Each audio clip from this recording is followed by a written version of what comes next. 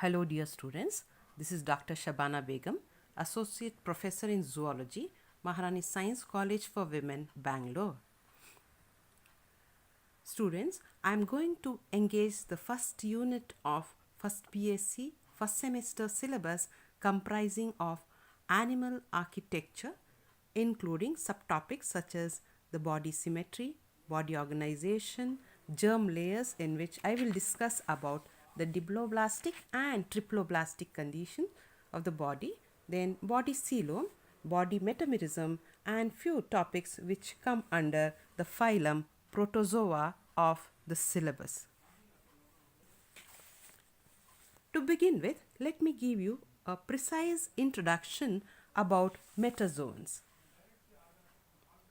So, metazoans may be defined as motile, multicellular, heterotrophic organisms that develop from embryos. However, metazoans like sponges and some cnidarians, that is the coelentrates, have become sessile, but still they have motile larvae in their life cycle. The differentiation of cells is a distinctive feature of metazoans. Their body cells are generally differentiated into tissues and organs, exception being the poriferans, which have a cellular grade of organization, and the cnidarians have a tissue grade of organization. The metazoans are diploid organisms in which the haploid gametes are formed by meiotic process. The gametes are produced within multicellular reproductive organs. There is a great diversity in metazoans, and according to the most widely accepted groupings, there are 29 phyla, of which only one, that is the chordata, contains animals which are not invertebrates. The important features on the basis of which the metazoan hierarchy is decided are the body symmetry, the coelom, then cephalization, and metamerism.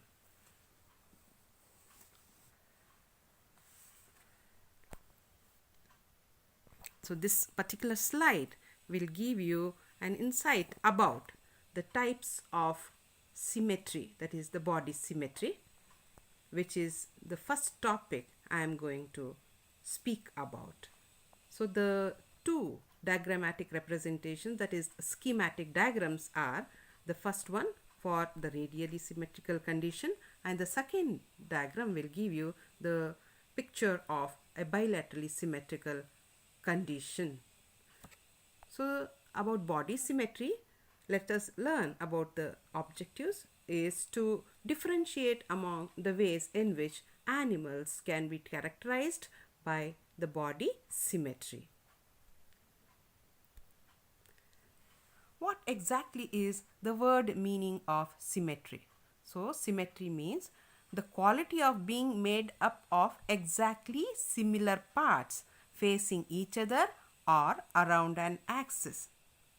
The simplest type of symmetry is the reflection or the mirror, right? So symmetry refers to a correspondence of body parts in size, shape, and relative position on opposite sides of a dividing line or distributed around a central point or axis.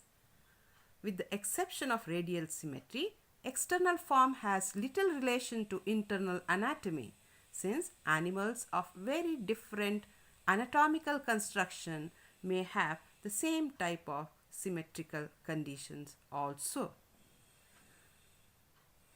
So next, when did symmetry evolve? So here is given that the radial symmetry lasted from approximately 635 to 541 plus or minus 1 million years ago. The organisms which lived in the Vendian Sea, that is the primitive Cambrian Sea, were mostly radially symmetrical creatures. And also the fossil evidence showed that bilateral symmetry had taken hold in animals as early as 500 million years. Theoretically, there are 5 main types of symmetrical conditions. As follows, you can mention the asymmetrical symmetry, second is the spherical symmetry, third one being the radial symmetry, fourth is the biradial symmetry, and last, the fifth one is the bilateral symmetry. Now, let us learn one by one. First is the asymmetrical symmetry. In some animals, there are no body axis and no plane of symmetry. Hence, the animals are called asymmetrical.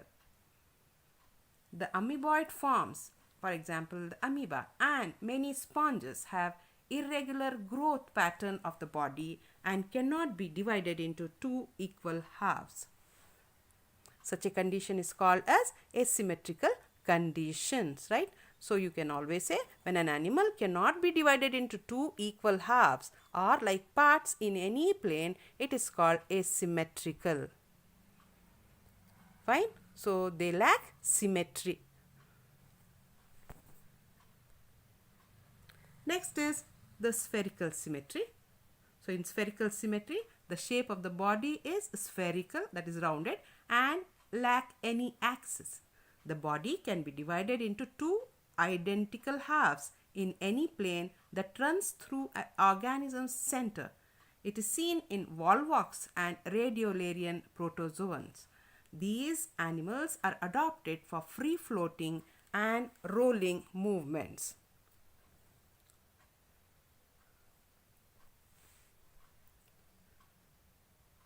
So you can say the spherical symmetry is adapted for free floating and rolling movements, and the organism is omnidirectional.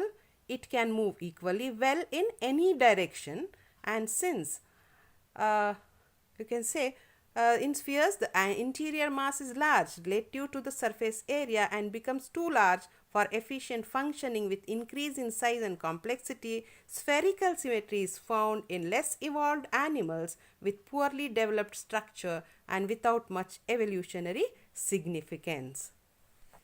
So, in asymmetrical symmetry and spherical symmetry, the polarity does not exist. The third type of symmetry is the radial symmetry. In radial symmetry, actually, the animal body parts are arranged around a central axis. They can be cut in half along many planes that allow for nearly identical halves. The two halves may be described as the two sides with a mouth or oral side and the side without a mouth or the aboral side. The animals which exhibit radial symmetry are cylindrical in form and shape, and the similar parts of the body are arranged equally around the axis. The axis extends from the center of the mouth, that is the oral side, to the center of the aboral side, that is the posterior part.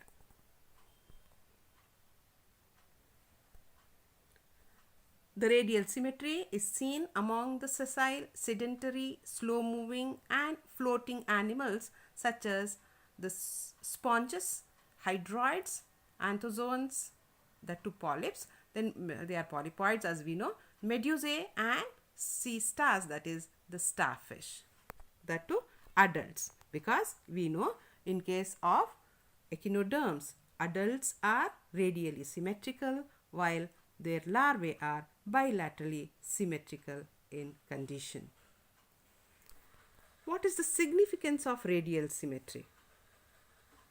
So we can say the radial symmetry equips the animals to experience the environment equally from all directions. Fine. So that is one of the significance of it. So you can always say radial symmetry is especially suitable for sessile animals such as sea anemone, floating animals such as jellyfish, and slow moving organisms such as the starfish. Due to similar antimeres, that is the halves, radiating in all directions, the animal will be able to receive stimulus and food from all the sides. Since the conditions are symmetrical in all directions, the loss of one section can be compensated for by the remaining sections of the organism. So you can always mention that The radial symmetrical condition helps the animals for collecting food and also for defense. Apart from these definition, you can always give some more definitions for special forms of radial symmetrical conditions, such as the tetramerous symmetry, wherein example can be given of jellyfishes, and it possesses 4 radial canals and the body can be divided into 4 equal parts. Hence, animals exhibit tetramerous radial symmetrical condition. Here the picture depicts the same tetramerous symmetry in case of a jellyfish.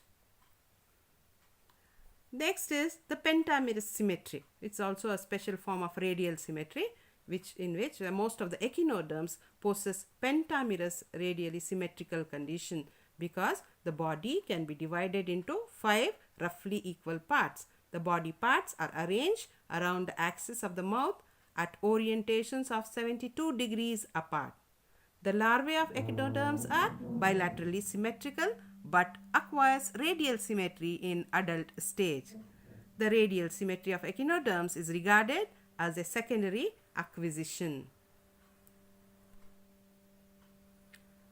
Next, a special form of radial symmetry is the hexamerous symmetry. The example you can always cite is the sea anemones. So even in the diagram it is shown to be the hexamerous symmetrical condition. So the sea anemones and true coral polyps belong to the subclass Hexacoralia under the class Anthozoa, which are all polypoid in nature. The mesenteries and tentacles are arranged in the multiple of 6. The mesenteries are usually paired and are arranged in the multiple of 6, which I just mentioned. The body of hexacorallian polyps exhibits hexameric plan and have 6-fold internal symmetry. Finally, the octomerous symmetry. Here, the body of octocorallian polyps, which belong to the subclass Octocorallia, shows octomeric radial symmetry and contains 8 hollow marginal tentacles and 8 mesenteries, and the body can be divided equally into 8 parts. Next type of symmetry is the biradial symmetry. Here, the body of animals which exhibits biradial symmetry represents a combination of both radial and bilateral symmetry.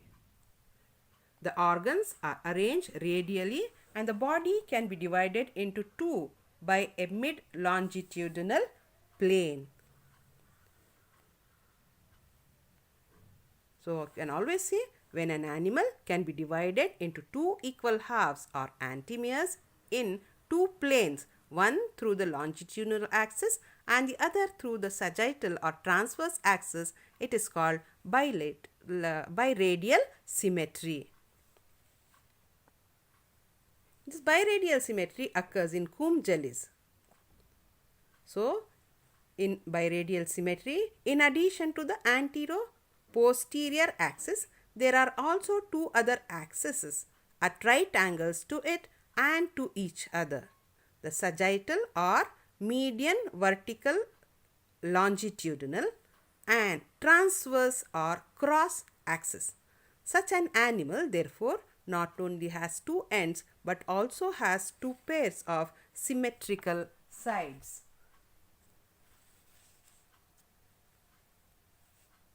This significance being the biradial symmetry is especially suitable for floating animals such as comb jellies belonging to again the phylum Ctenophora. So, the comb jellies exhibit biradial symmetry.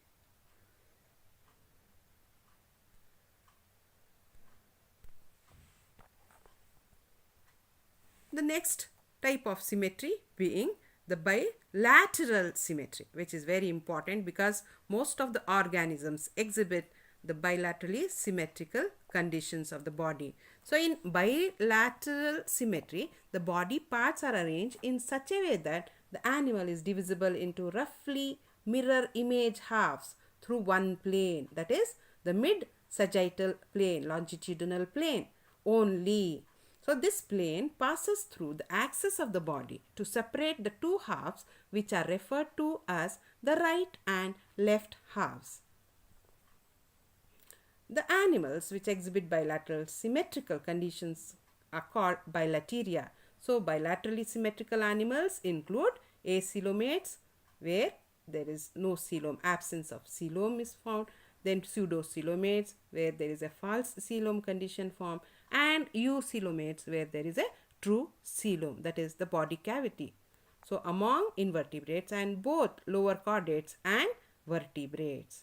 So here in the key point is mentioned, and the figure depicts the bilateral symmetrical condition. The animals with bilateral symmetry have a distinct right and left half, and mostly they display cephalization, that is formation of head, having a head, you can say. So it is evolutionary advantageous to be bilaterally symmetrical.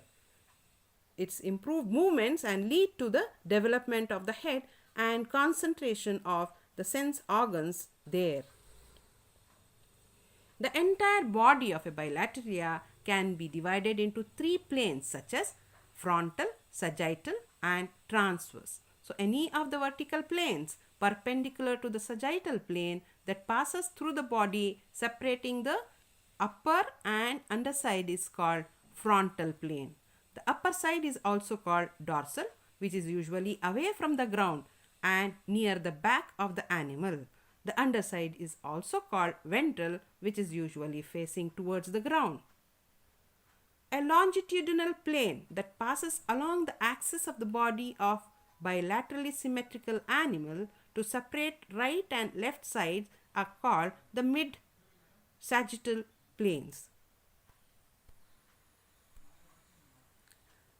What is the significance of bilateral symmetry? So, the bilateral symmetry is associated with the term cephalization, meaning the specialization of the anterior end of the body to form the head, where the nervous tissues, sense organs and feeding organs are concentrated.